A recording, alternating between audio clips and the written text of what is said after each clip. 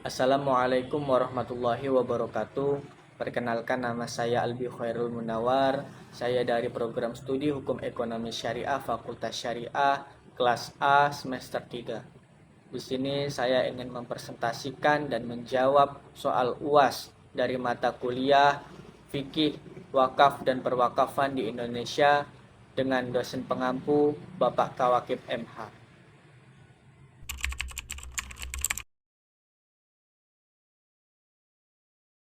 Sebelum ke proses dan mekanisme wakaf uang dan menyerahkannya ke LKSPWU, saya akan menjelaskan manfaat dan kemudahan dari wakaf uang. Yang pertama, siapapun bisa berwakaf. Sekarang, orang yang ingin berwakaf tidak harus menunggu menjadi kaya.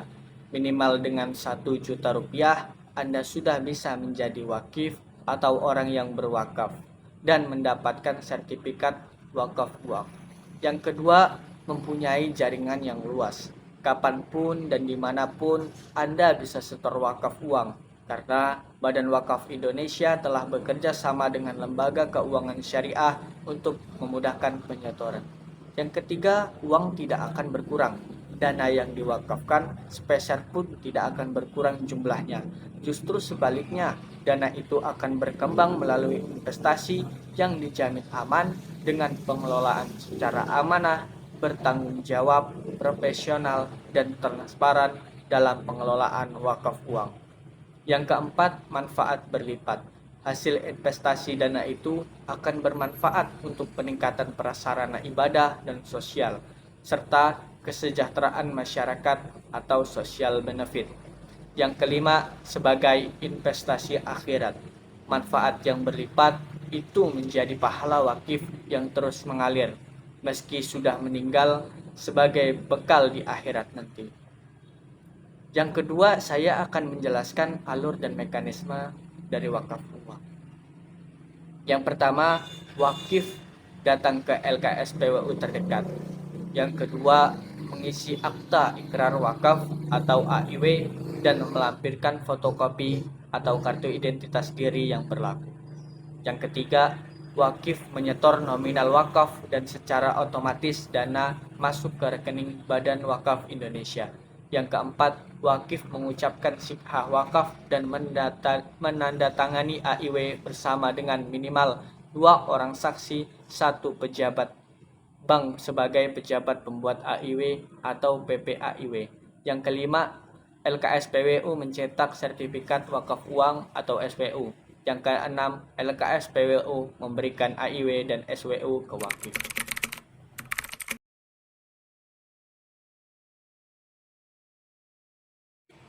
Yang kedua, menjelaskan perubahan dan pengalihan wakaf serta mekanisme penyelesaian sengketa wakaf secara yuridis. Perubahan harta benda wakaf adalah perubahan bentuk harta benda wakaf dari bentuk semula ke bentuk yang lainnya. Perubahan tersebut dapat dengan jalan ditukar, dijual, ataupun dilelang.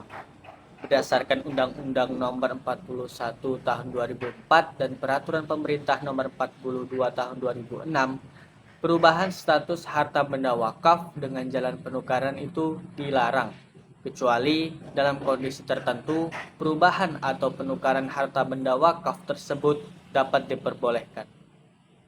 Penukaran harta benda wakaf itu hanya dapat dilakukan dengan izin tertulis dari menteri. Dalam hal ini, Kementerian Agama berdasarkan pertimbangan BWI atau Badan Perwakafan yang berhak. Dalam pasal 41 ayat 1 Perundang-undangan Pemerintah Nomor 42 Tahun 2006 yang mengatur bahwa pada dasarnya perubahan status harta benda wakaf dalam bentuk penukaran itu dilarang kecuali dengan izin tertulis dari menteri berdasarkan pertimbangan BWI. Juga dalam KHI ketentuan yang berkenaan dengan perubahan ataupun penggunaan lain terhadap benda yang telah diwakafkan itu diatur dalam pasal 225 ayat 1 dan ayat 2. Yang kedua, menjelaskan pengalihan wakaf tentang pengalihan wakaf. Apabila dalam pengelolaan dan pengembangan harta benda wakaf, nazir yang bersangkutan meninggal dunia berhalangan, mengundurkan diri, tidak melaksanakan tugasnya sebagai nazir atau melanggar ketentuan larangan dalam pengelolaan dan pengembangan harta benda wakaf dijatuhi hukuman pidana oleh pengadilan yang mempunyai kekuatan hukum tetap, bubar atau dibubarkan sesuai dengan ketentuan peraturan perundang-undangan untuk nazir organisasi dan badan hukum dan diberhentikan oleh BWI. Maka hal ini nazir harus diganti agar pengelolaan wakaf dapat berjalan kembali sesuai dengan peruntukannya. Yang ketiga, saya akan menjawab penyelesaian sengketa wakaf. Menurut Undang-Undang Nomor 41 Tahun 2004 tentang wakaf, di pasal 62, penyelesaian sengketa wakaf ditempuh melalui musyawarah untuk mencapai mufakat. Apabila penyelesaian sengketa sebagaimana dimaksud tidak berhasil, sengketa dapat diselesaikan melalui mediasi, arbitrase, atau pengadilan. 3 tahapan penyelesaian sengketa wakaf. Yang pertama itu mediasi yang dilakukan antar pelaku sengketa. Yang kedua itu penyelesaian melalui lembaga arbitrase. Penyelesaian sengketa melalui arbitrase adalah suatu cara untuk menyelesaikan sengketa atau beda pendapat perdata oleh para pihak melalui alternatif penyelesaian sengketa yang didasarkan pada etikat baik dengan mengesampingkan penyelesaian secara litigasi di pengadilan.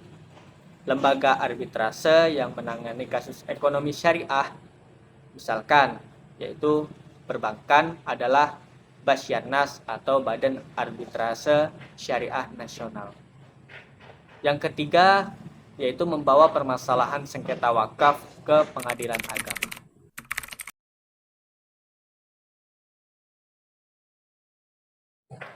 Tugas pokok nazir dalam hukum wakaf adalah yang pertama, melakukan pengadministrasian harta benda wakaf. Yang kedua, mengelola dan mengembangkan harta benda wakaf sesuai dengan tujuan, fungsi, dan peruntukannya. Yang ketiga, mengawasi dan melindungi harta benda wakaf. Yang keempat, melaporkan pelaksanaan tugas kepada Kementerian Agama dan Badan Wakaf Indonesia sesuai peraturan pemerintah nomor 42 tahun 2006 pasal 13. Yang kedua, saya ingin menjelaskan syarat dan rukun nazir. Pada dasarnya, siapapun dapat menjadi nazir sepanjang ia bisa melakukan tindakan hukum. Tetapi karena tugas nazir menyangkut harta benda yang manfaatnya harus disampaikan pada pihak yang berhak menerimanya, maka jabatan nazir harus diberikan kepada orang yang mampu menjalankan tugas itu. Nazir juga bisa perseorangan atau badan hukum yang memegang amanat untuk memelihara dan mengurus harta wakaf sesuai dengan wujud dan tujuan wakaf tersebut. Sesuai Undang-Undang Perwakafan yang dikeluarkan tahun 2004, syarat-syarat menjadi nazir perseorangan adalah sebagai berikut. Yang pertama, wajib warga negara Indonesia. Yang kedua, beragama Islam. Yang ketiga, dewasa. Yang keempat, amanah. Yang kelima, mampu secara jasmani dan rohani serta tidak terhalang melakukan perbuatan hukum. Dan sedangkan untuk nazir organisasi, syaratnya adalah pengurus organisasi yang bersangkutan memenuhi syarat-syarat nazir perseorangan. Organisasi yang bersangkutan bergerak di bidang hukum, pendidikan, kemasyarakatan, dan atau keagamaan Islam. Sedangkan syarat untuk nazir badan hukum adalah pengurus organisasi yang bersangkutan memenuhi syarat-syarat nazir perseorangan Badan Hukum Indonesia yang dibentuk sesuai dengan peraturan perundang-undangan yang berlaku, dan organisasi yang bersangkutan bergerak di bidang sosial, pendidikan, kemasyarakatan, dan atau keagamaan Islam.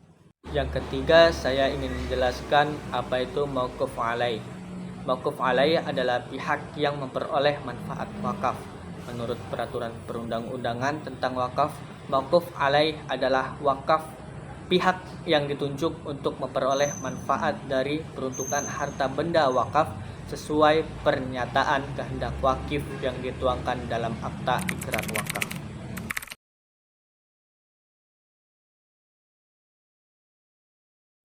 Menurut Badan Wakaf Indonesia atau BWI, terdapat beberapa faktor yang menghambat pemberdayaan wakaf di Indonesia, khususnya dalam hal ketidakproduktifan, yaitu berikut beberapa faktor-faktor tersebut. Yang pertama, literasi wakaf yang rendah. Literasi wakaf yang masih rendah menjadi salah satu kendala utama masyarakat. Masyarakat perlu lebih memahami konsep dan manfaat wakaf agar dapat memanfaatkannya secara optimal. Yang kedua, program wakaf yang belum inovatif dan kreatif. Kurangnya inovasi dan kreativitas dalam program wakaf juga mempengaruhi efektivitasnya. Diperlukan pendekatan yang lebih dinamis dan berbasis pada kebutuhan masyarakat. Yang ketiga, kolaborasi yang belum optimal.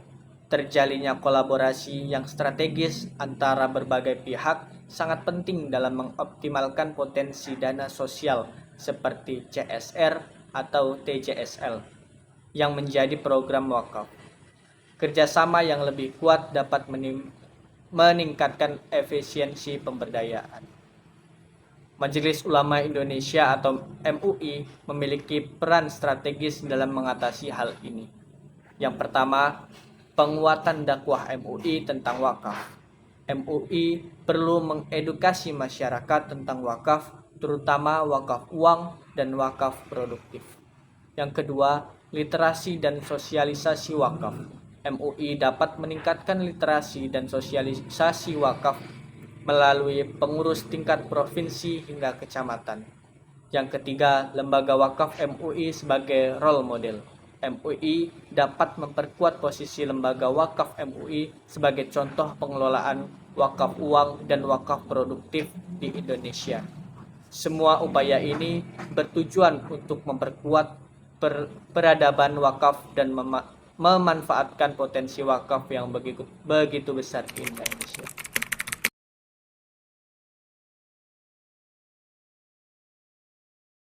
Jika terjadi sengketa mengenai harta yang sudah diwakafkan, maka gugatannya diajukan ke pengadilan agama yang berwenang. Ini sejalan dengan ketentuan Undang-Undang Nomor 7 Tahun 1989 tentang Pengadilan Agama, sebagaimana diubah terakhir dengan Undang-Undang Nomor 50 Tahun 2009. Sebenarnya, hukum memungkinkan penyelesaian sengketa wakaf diselesaikan di luar pengadilan. Selain melalui jalur litigasi atau pengadilan, penyelesaian sengketa wakaf juga dapat dilakukan melalui musyawarah, mediasi, dan arbitrase. Dalam perspektif antropologi hukum, konflik yang terjadi dalam masyarakat dapat dikategorikan menjadi 3 macam, yaitu konflik kepentingan, konflik nilai-nilai, dan konflik norma-norma. Kepentingan untuk memahami regulasi wakaf dan memastikan bahwa penyelesaian sengketa dilakukan dengan etikat baik dan sesuai dengan prinsip-prinsip syariah. Sekian presentasi dari saya. Mohon maaf jika ada kesalahan kata, kesalahan dalam menjawab dan memberikan materi kepada kawan-kawan semua. Kurang lebihnya saya ucapkan terima kasih. Wassalamualaikum warahmatullahi wabarakatuh.